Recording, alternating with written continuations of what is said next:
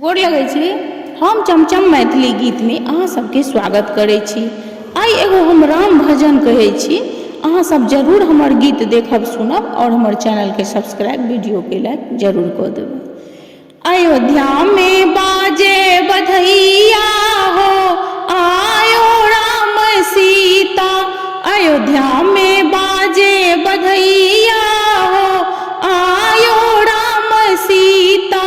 किनका के शोभनी पियर पीतम्बरी, किनका के शोभनी पियर पीतम्बरी, किनका के लाली चुनरिया हो आयो राम सीता,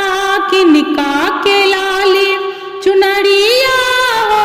आयो राम सीता, राम के शोभनी पियर पीतम्बरी, सीता के लाली चुनरिया हो आयो राम सीता, अयोध्या में बाजे बधैया हो आयो राम सीता,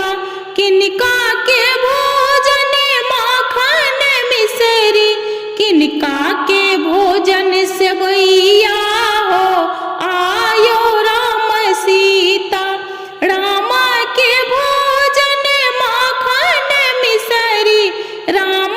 के भोजन माखन मिसरी, सीता के भोजन सेवैया